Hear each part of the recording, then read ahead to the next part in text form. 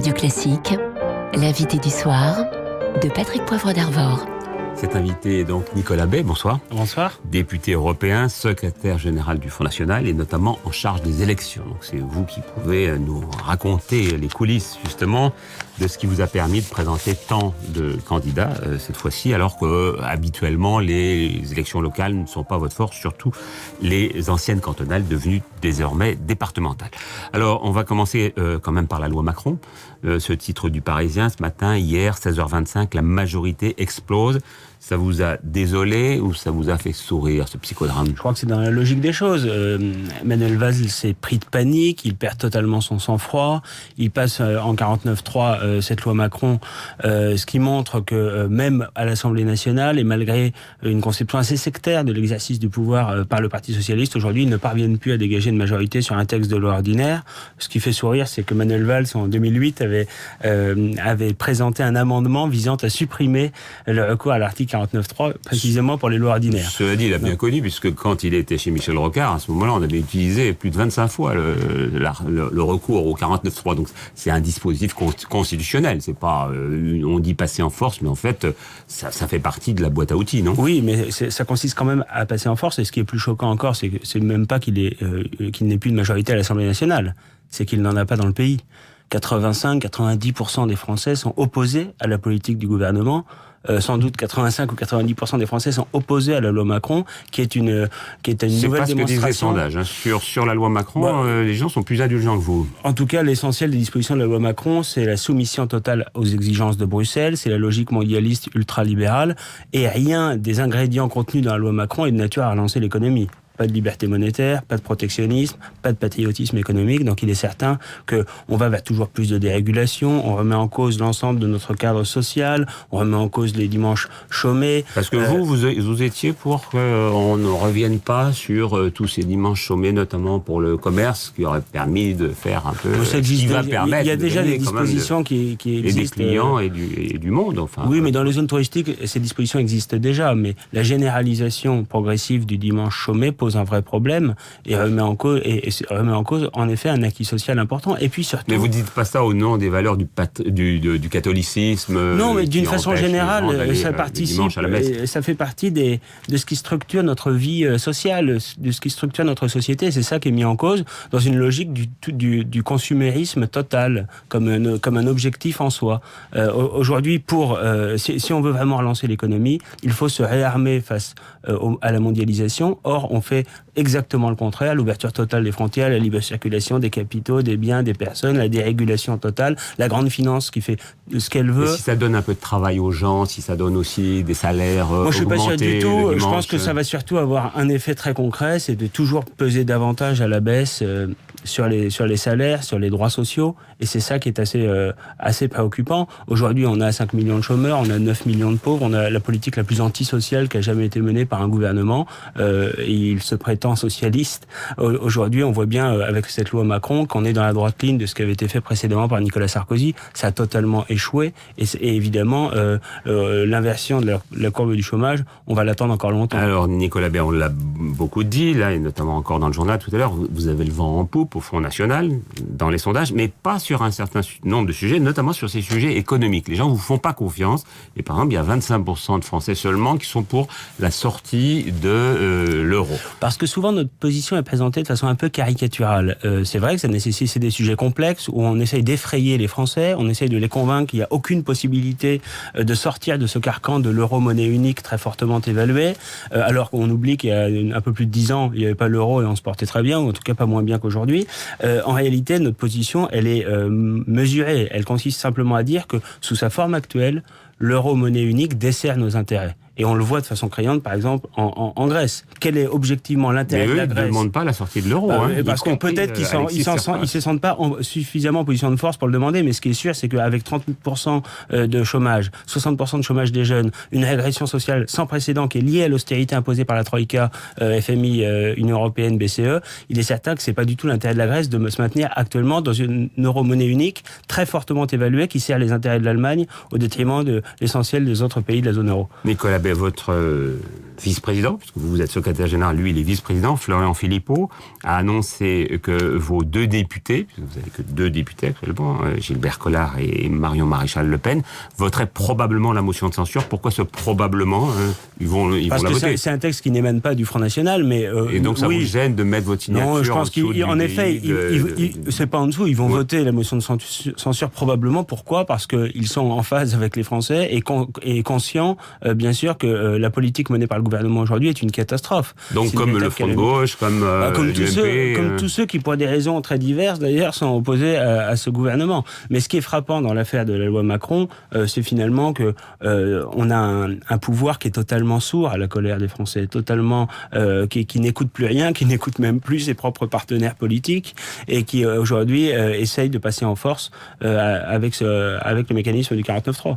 On l'évoquait tout à l'heure avec Astrid de Villaine, vous serez en force, représenté en tout cas en nombre de candidats, 7648 candidats dans 1992 cantons, ça fait à peu près 93% des cantons français, donc ça veut dire quand même que cette fois-ci vous y croyez, vous pensez que vous pouvez obtenir un certain nombre de postes, j'imagine, puisqu'il n'y a pour l'instant que 2 conseillers généraux, et est-ce que vous pouvez penser à avoir une présidence d'un département ?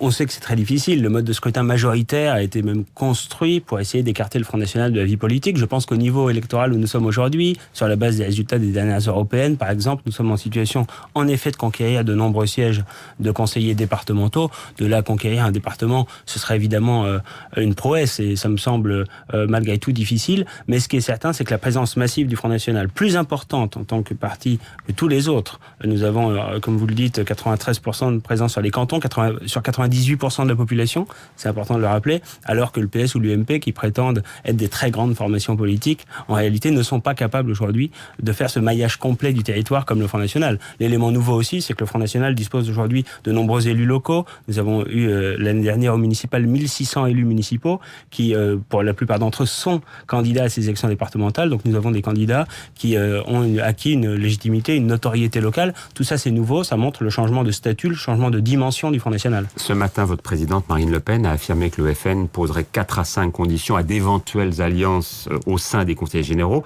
avec d'autres formations politiques pour dégager un exécutif à l'issue de ces élections. Quelles seront ces conditions ? Le principe général, c'est de défendre précisément l'intérêt général. C'est-à-dire que nous ne nous inscrirons jamais dans des démarches de combinaison politicienne, d'accord entre les partis. En revanche, si dans un conseil départemental, une majorité peut se constituer avec des élus du Front National, à ce moment-là, ce sera sur une base politique claire. Une base politique claire, ça consiste à fixer un certain nombre de points que nous considérons comme essentiels, sur lesquels nous n'entendons pas transiger. Je pense par exemple à la baisse de la fiscalité, je pense également au maintien des services publics, au refus de subventions à des associations communautarisme, au refus des gaspillages et du clientélisme qui souvent caractérisent la gestion des collectivités locales, que ce soit les départements ou les communes ou même les régions. Voilà, ce sera un certain nombre de points très simples et très clair. Et si d'autres élus, quelles que soient leurs origines politiques, souhaitent s'engager sur ce projet-là, eh bien, peut-être que les conditions d'un accord seront réunies. Est-ce qu'on peut aller plus loin vers d'autres alliances, notamment pour la présidentielle ? Parce que, la plupart des sondages aujourd'hui disent que votre candidate, Marine Le Pen, serait qualifiée pour le second tour, mais après, ça suffit pas, puisqu'apparemment, elle est à chaque fois battue, quel que soit le cas de figure. Vous imaginez des alliances possibles avec l'UMP, par exemple ? Non, surtout à la présidentielle, le principe, c'est qu'on est lié à un homme ou une femme. Et en l'occurrence, Marine Le Pen, je pense, peut non seulement être au deuxième tour, mais être arrivée largement en tête au soir du premier tour. L'objectif, précisément, c'est de faire en sorte que d'ici 2 ans et demi, elle soit en situation de l'emporter au deuxième tour. On ne sait pas encore si ce sera face à un candidat, face à François Hollande, face à Nicolas Sarkozy. Vous préférez lequel des deux, franchement ? On ne sait pas. Vous êtes spécialiste des élections au Front National. On a l'habitude de considérer que les duels face au Parti Socialiste au deuxième tour sont plus avantageux pour le Front National, mais aujourd'hui, vu l'état de l'UMP, polyfracturé, un Nicolas Sarkozy qui a totalement raté son retour, qui est massivement rejeté par les Français, renvoyé en permanence à son bilan et à la politique qu'elle a menée qui finalement était assez analogue à celle du gouvernement actuel.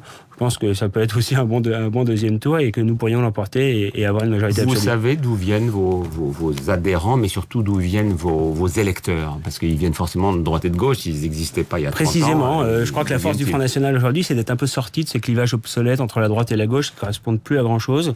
Nous avons parmi nos électeurs beaucoup de Français issus de la droite, déçus de la droite, d'autres issus de la gauche et déçus de la gauche, écœurés par ces systèmes politiques qui s'en détournent, qui se tournent vers le Front National aujourd'hui, et finalement venant d'horizons très divers. Oui, mais je crois qu'au-delà de ça, il y a un vrai vote d'adhésion aujourd'hui. Le Front National à 25 ou 30%, on peut pas dire que c'est un vote de contestation. C'est vrai, c'est un vote de rejet du système UMPS, mais c'est aussi un vote d'adhésion sur des idées, et d'autant plus que les partis du système, précisément, ne font parler d'eux que par leurs guerres intestines, leurs querelles d'ambition ou d'ego, mais pas sur le projet politique qui est leur. Pour une raison d'ailleurs très simple, c'est qu'ils n'en ont pas et qu'ils vont chercher leur feuille de route à Bruxelles.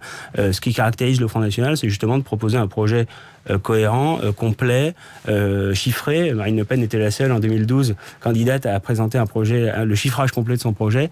Et je crois qu'aujourd'hui, les propositions du Front National sont entendues. Nous avions, je crois, nous étions crédités déjà sur le bilan que nous faisons de la situation d'une certaine lucidité par les Français. Aujourd'hui, je crois que les Français écoutent avec attention les propositions du Front National et sont nombreux à se tourner vers nous pour cette raison. Nicolas Bay, autre sujet d'actualité, des profanations dans 5 cimetières ces derniers jours, actes antisémites avérés dans celui de Sarre-Union. Est-ce que là, il y a une condamnation unanime du FN? Bien sûr, une condamnation unanime face à des actes qui sont absolument ignobles, qui sont inqualifiables. Voilà. Maintenant, nous condamnons toutes les formes de profanation. Il ne faut pas oublier que malheureusement, beaucoup de profanations aujourd'hui en France, ce sont des profanations de tombes chrétiennes. C'est encore le cas aujourd'hui même dans le Calvados. Oui, 4 des 5 cimetières dont je viens de parler. C'est vrai que il y a encore un peu d'antisémitisme au Front National. Non, je crois pas du tout. Parce que ça existe. Non, je crois pas du tout. Moi, je crois qu'aujourd'hui, encore une fois, ça fait partie d'un peu des tentatives de diabolisation de notre mouvement. Aujourd'hui, les blagues sur du rafour crématoire, c'était pas nous qui l'avions inventé. Non, mais ça fait partie du caractère un peu provocateur de Jean-Marie Le Pen. Mais c'est l'histoire du Front National. Mais aujourd'hui, je pense que le Front National est perçu par les Français tel qu'il est vraiment, loin des caricatures, et comme défendant les Français, quelles que soient leurs origines, leur choix confessionnel. Nous rassemblons les Français dans un esprit républicain et dans un esprit patriote, sans aucune exclusive. Merci Nicolas Bay. Il est 19h26 sur Radio Classique. Dans un instant, 24 heures du monde, l'actualité internationale.